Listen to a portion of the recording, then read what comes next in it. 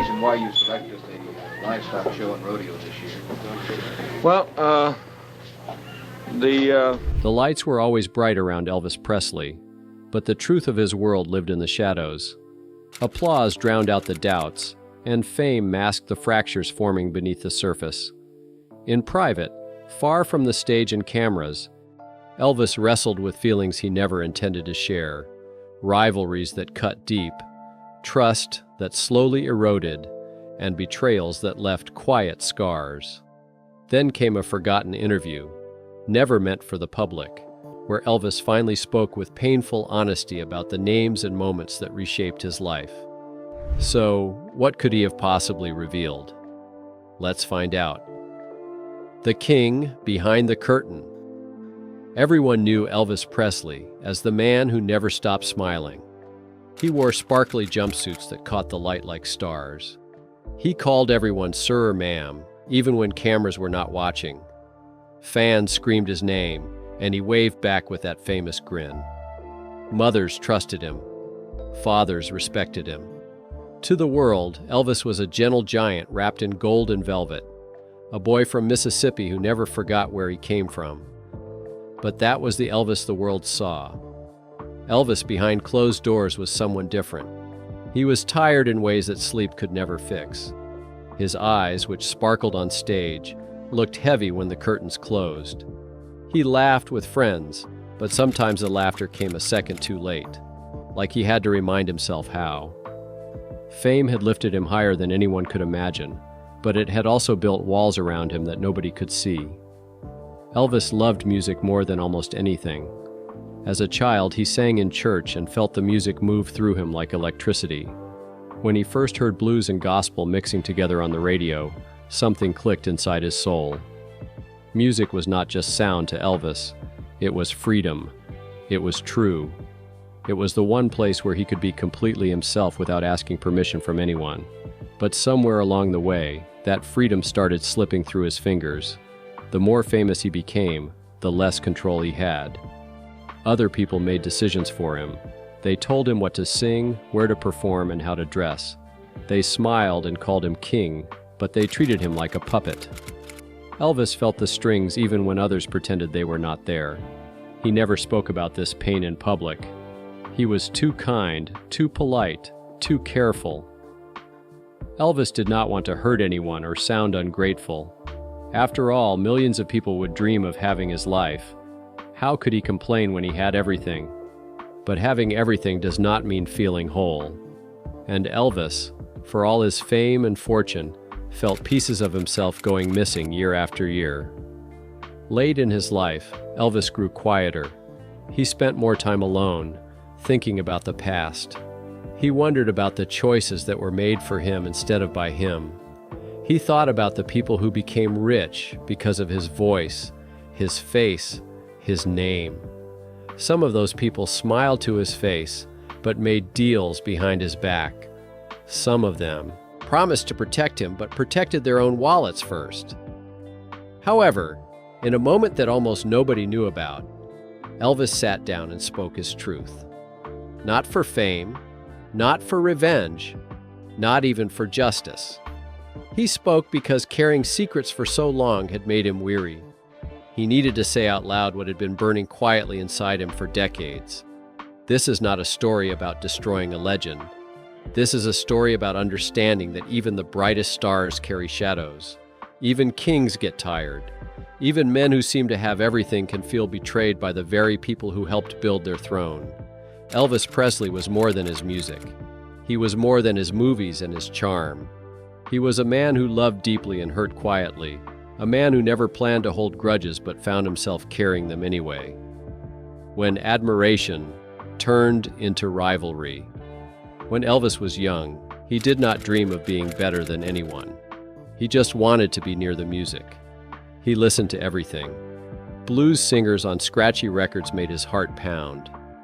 Gospel choirs in small churches made him close his eyes and feel something bigger than himself. Country musicians with worn guitars taught him how a simple melody could tell an entire life story. Elvis soaked it all in like a sponge, hungry and humble. He never thought he was special. He thought he was lucky to hear such greatness. When he first started performing, he borrowed moves from the dancers he watched. He copied rhythms from the blues artists he admired. He sang with the same raw emotion he heard in gospel music. Elvis was not trying to steal. He was trying to learn. He believed that music belonged to everyone, that it was meant to be shared and passed along like a gift. Other musicians saw his respect. They saw how his eyes lit up when they played. Some of them welcomed him. They showed him tricks, taught him timing, and told him stories about the road. Elvis felt grateful. He felt like he belonged to something larger than himself, a family of artists who understood the magic of sound. But everything changed when success arrived. It came fast, like a storm nobody predicted. One moment, Elvis was a polite kid, singing in small clubs. The next moment, his name was everywhere. Girls screamed so loud that his voice could barely be heard. Reporters crowded around him. Television shows wanted him. Record sales exploded. Elvis had not changed, but the world around him had. Suddenly, the musicians who once smiled at him grew cold. Some stopped returning his calls. Others made jokes that sounded friendly, but stung like tiny cuts. A few spoke to reporters and said things that confused Elvis. They called his music simple. They said he was just a pretty face. They suggested he had not earned what he received. Elvis did not understand. He had not done anything wrong. He still loved the same music. He still respected the same artists. But now, when he walked into a room, conversation stopped. Eyes followed him with something that was not admiration. It was something sharper, something that felt like blame. The truth was simple but painful. Success had made him a target. Other talented musicians had worked for years without recognition. They had poured their hearts into their craft and received little in return. Then Elvis arrived, young and fresh, and the world handed him everything. It did not matter that Elvis had not asked for it. It did not matter that he worked hard, too. What mattered was that he had what others wanted, and that made him the enemy. Elvis tried to ignore the whispers. He tried to stay kind. He continued praising the musicians he loved, hoping they would remember that he was still the same person. But the distance kept growing. Awards that should have felt joyful became lonely. Performances that should have felt celebratory became tense. Elvis started wondering if success was worth the price of losing respect from the people he respected most. He began building walls around his feelings. He smiled in public but said less in private. He stopped reaching out to musicians who had turned their backs. If they saw him as competition instead of a fellow artist, then maybe he would accept that role. Maybe he would stop trying to be everyone's friend and just focus on his own path.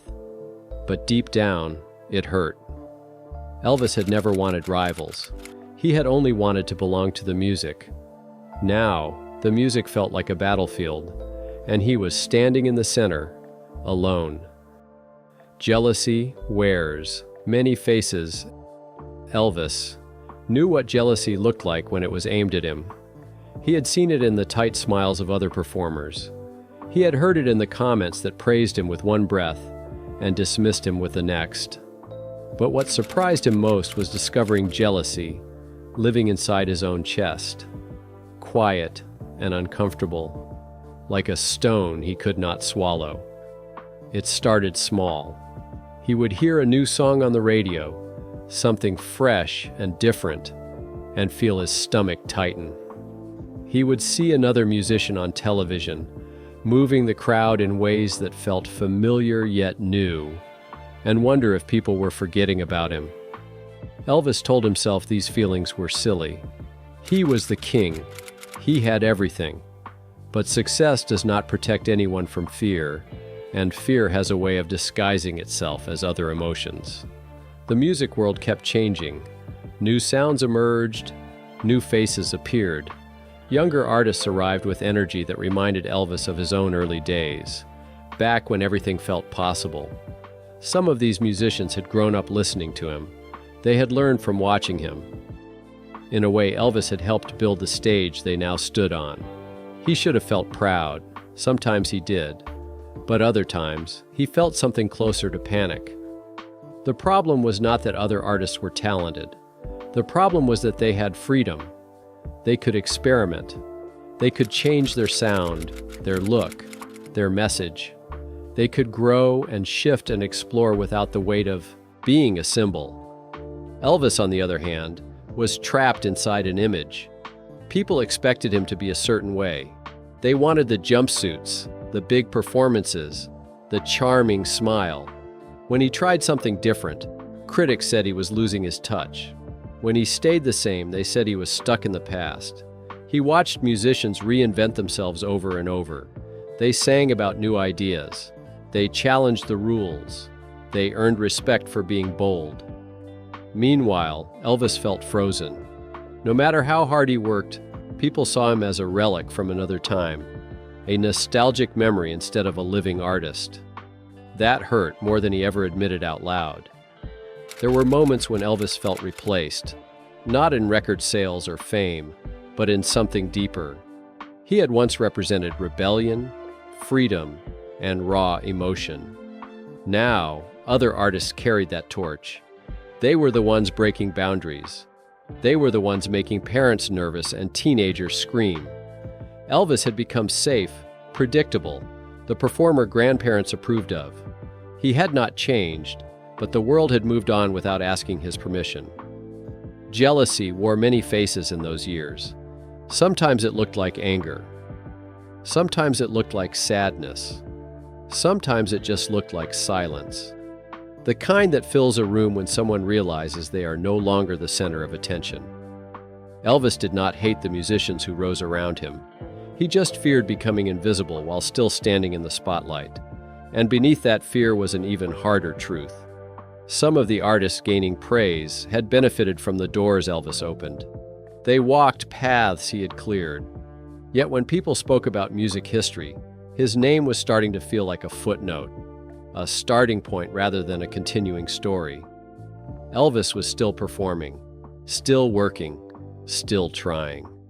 But jealousy whispered that it might not matter anymore. What happens when jealousy continues to grow? Betrayal in the house of music, rivalry hurts, but betrayal cuts deeper. Rivalry happens between strangers or competitors who never promised each other anything. Betrayal happens between people who shook hands, who smiled together, who once stood side by side and called each other brothers in music. Elvis learned the difference the hard way. There were musicians Elvis trusted, men he looked up to, artists whose opinions mattered more than critics or crowds. These were people he defended when others spoke badly about them. He praised their talent in interviews. He told young fans to listen to their records. Elvis believed that respect in the music world meant something, that when you honored someone, they would honor you back. But respect, Elvis discovered, could be a one-way street. Some of the very people he admired began speaking about him like he was a joke. Not to his face, of course. That would have been too honest. Instead, they made comments in interviews that sounded casual but carried sharp edges. They suggested Elvis had gotten lucky. They hinted that his talent was smaller than his fame. They treated his music like it was entertainment for simple people. Nothing serious, nothing important. Elvis heard these words. Everyone made sure he heard them. Friends would mention what so-and-so said in a magazine. Someone would repeat a comment made on a talk show. Each time, it felt like a small knife slipping between his ribs. He never responded publicly. He stayed quiet, polite, and kept smiling. But inside, something was breaking. What hurt most was not the criticism itself. Elvis could handle people not liking his music. What hurt was the hypocrisy. Some of these same musicians had once asked him for favors. They had wanted him to mention their names, to help open doors, to lend his fame to their careers. Elvis had done it without hesitation, believing they were all part of the same family. Now that family felt like a room full of strangers wearing familiar faces. He started questioning everything. Did anyone actually see him? Or did they only see the image, the product, the money-making machine? When people smiled at him, Was it real, or were they just being polite because he was famous? Elvis had always believed that music connected souls, that artists understood each other in ways others could not. Now he wondered if he had been naive. The betrayal changed him. He became more guarded. He stopped sharing his true thoughts with people outside his closest circle. When other musicians reached out, he was friendly but distant, never letting them get close enough to hurt him again. He learned to recognize fake warmth, the kind that disappeared the moment cameras turned off or when someone no longer needed something from him. Elvis did not confront the people who betrayed him. He did not call them out or start public fights. That was not his style. Instead, he withdrew. He built walls made of silence and stopped expecting loyalty from people who had already proven they had none to give. The pain of betrayal taught him a lesson he never wanted to learn, that in the music industry, friendship often lasted only as long as it was useful, and that quiet anger, the kind that does not shout but never forgets, stayed with Elvis for the rest of his life. The 7 names and the weight of silence. There came a moment, late in his life, when Elvis sat down and spoke words he had kept locked inside for decades. No cameras recorded it. No reporters wrote it down for newspapers. It was just Elvis, tired and honest, finally letting the weight of silence become too heavy to carry alone. He spoke about 7 musicians, 7 names that had lived in his mind like shadows he could not shake. These were not random people. These were artists whose paths had crossed his in ways that left marks. When people later heard about this conversation, they called it a list of musicians Elvis hated. But hate was too simple a word for what Elvis actually felt. Each name represented something deeper than anger. Each one was connected to a specific kind of pain that Elvis had swallowed and never spit out. These were not enemies in the traditional sense. They were reminders of moments when music, the thing Elvis loved most, had hurt him in return. The first name reminded Elvis of rejection. This was someone whose respect Elvis had desperately wanted but never fully received. Elvis had admired this musician's craft, studied their style, and hoped that one day they might see him as an equal. Instead, he felt dismissed, treated like a performer rather than an artist. That distinction mattered to Elvis more than most people understood. Performers entertain. Artists create something lasting. Elvis wanted to be seen as both, but this person only saw one half. The second name was tied to rivalry that felt unfair. This musician had benefited from the same cultural moment that launched Elvis, yet somehow managed to position themselves as more authentic, more serious, more important. Elvis watched as critics praised this person for the very things they criticized in him. It was not jealousy in the petty sense. It was frustration at a double standard Elvis could never quite escape. Why was his music called simple, while theirs was called profound? Why was his image called manufactured, while theirs was called genuine? The third name carried the sting of jealousy Elvis felt toward himself. This was a musician who represented everything Elvis wished he could have been. They had artistic freedom. They controlled their own career. They changed and grew without the world demanding they stay frozen in time. Elvis looked at this person and saw the life he might have lived if different choices had been made, if different people had been in charge. That kind of jealousy does not burn hot. It aches cold and constant. The fourth name was about betrayal. This was someone Elvis had helped, supported, and defended. He had spoken kindly about them when others were cruel. He had used his platform to lift their name, and in return, this person had made jokes at his expense, minimized his talent, and treated him like a relic when he was still very much alive and working. That kind of betrayal does not fade. It sits in the chest like a bruise that never quite heals. The fifth name represented loss of control.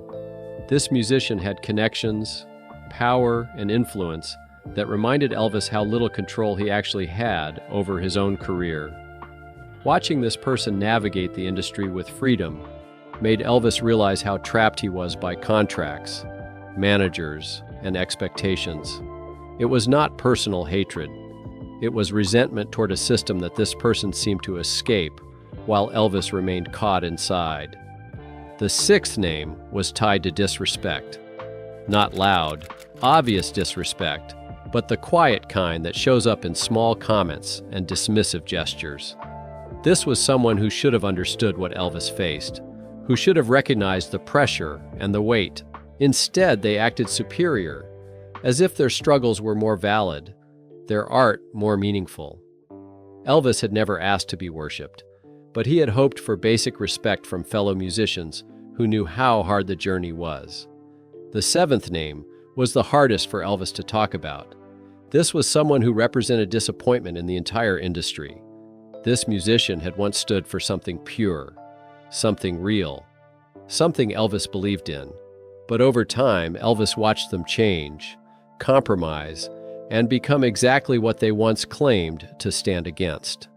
It broke something in Elvis to see that even the people he thought were different eventually played the same games everyone else did. When Elvis finally spoke these names out loud, his voice was not filled with rage. It was filled with sadness. These were not people he wished harm upon. They were people who had, in different ways, reminded him of everything painful about his career. They were mirrors reflecting back his own disappointments, fears, and regrets. Elvis explained that he had never planned to carry these feelings. He had tried to let them go. He had tried to focus on gratitude for what he had instead of bitterness about what he lost. But some wounds refuse to close.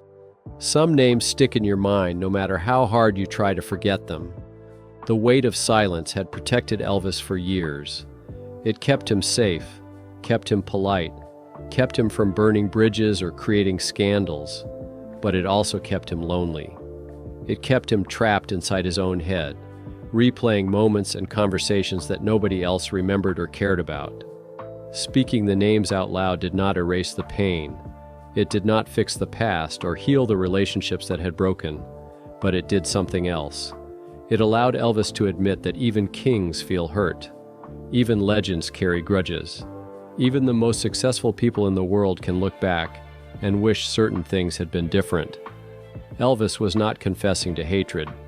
He was confessing to being human, to feeling everything that comes with building a life in a world that celebrates you one moment and forgets you the next. Legacy beyond resentment. Elvis Presley passed away in 1977, but the conversations about him never stopped. People still debate his music, his influence, his choices, and his struggles. Some remember him as the king who changed everything. Others remember him as a man who fell apart under pressure. Both versions are true because Elvis was never just one thing. He was complicated, like all human beings are when you look close enough. The 7 names Elvis spoke about in that hidden conversation became a story people whispered about for years. Some were stunned that Elvis had carried such feelings. Others were not surprised at all. They understood that success does not erase hurt, that fame does not heal wounds, and that being loved by millions does not prevent you from feeling betrayed by a few. But those 7 names were never the most important part of Elvis's story. They were footnotes, painful ones, but still just small pieces of a much larger life. What mattered more was what Elvis did despite the pain. What mattered was that he kept performing even when his body was tired. He kept singing even when his heart was heavy. He kept showing up for people who needed his music, even when he felt abandoned by the people whose respect he wanted most. Elvis never stopped loving music. That is the part people sometimes forget when they focus on his struggles. Yes, the industry hurt him. Yes, relationships disappointed him. Yes, jealousy and betrayal left scars that never fully healed. But through all of that, music remained his truest companion. When everything else felt false or complicated, music was still pure. It still moved through him the way it did when he was a boy singing in church, feeling something bigger than himself. The resentment Elvis carried was real, but it did not define him. It was a shadow that followed him, not the light he gave to others. Millions of people found joy in his voice. They danced to his songs. They fell in love during his ballads. They felt less alone because Elvis's music made them feel understood. That legacy is larger than any grudge, more powerful than any list of names. Elvis also left behind a lesson about vulnerability. By speaking honestly, even in private, about his pain, he showed that strength is not the same as silence. For years, Elvis had stayed quiet because he thought that was what kings were supposed to do. He thought admitting hurt would make him look weak or ungrateful. But holding everything inside had made him lonely. It had built walls between who he was and who people thought he was. Although Elvis discovered that being honest about struggle does not diminish greatness, it makes it more real. It makes the achievements more remarkable because they happened despite the weight being carried. Every time Elvis stepped on stage with a smile while his heart felt heavy, that was courage. Every time he sang with passion while feeling betrayed, that was resilience. Every time he chose kindness even when others had not been kind to him, that was strength. The music industry changed after Elvis. New rules were written. Artists gained more control. Conversations about exploitation and fairness became louder. Some of these changes happened because people saw what fame had cost Elvis and decided that the price was too high. His struggles, including the resentment he carried, became part of a larger conversation about how the industry treats its stars. Elvis never got the apologies he might have deserved. Some of the musicians he felt hurt by never acknowledged the pain they caused. Life is not always fair that way. People do not always realize the impact of their words or actions, especially when those words were spoken casually and those actions were thoughtless rather than intentional. Elvis had to make peace with that. He had to accept that closure does not always come from outside. Sometimes it has to come from within. Forgiveness is complicated. It is not something you decide to do once and then it is finished. It is something you work towards slowly, day by day, moment by moment. Elvis tried. Some days he succeeded. Other days the old hurts resurfaced and he felt the weight all over again. That is normal. That is human. Healing is not a straight line. It circles back and moves forward and sometimes stands still. What Elvis wanted, more than anything, was to be remembered as an artist, not just a product. He wanted people to understand that behind the jumpsuits and the fame and the image was a real person who cared deeply about his craft. He wanted respect from the people whose opinions mattered to him, even if he never fully received it.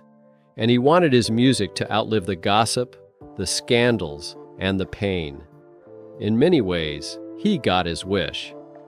Decades after his death, people still listen to Elvis, not because of drama or controversy, but because the music itself remains powerful. New generations discover his voice and feel the same electricity that audiences felt in the 1950s. His influence echoes through countless artists who came after him, whether they admit it or not. The doors he opened are still open. The paths he cleared are still being walked. The hidden interview, the 7 names. The resentment Elvis carried, all of that is part of his story, but it is not the whole story. It is the chapter about struggle, not the chapter about triumph. It is the part about being human, not the part about being legendary. Both chapters matter. Both deserve to be told. Elvis Presley was a man before he became a myth. He felt joy and pain, pride and jealousy, love and betrayal. He made mistakes. He carried grudges. He also gave the world something beautiful that continues to matter long after he is gone. That is the complexity of legacy. It holds everything at once, the light and the shadow, the greatness and the struggle, the king and the man behind the curtain. However, what Elvis taught us is this: you can be hurt by the thing you love most and still choose to keep loving it. You can feel betrayed by people and still show kindness to others.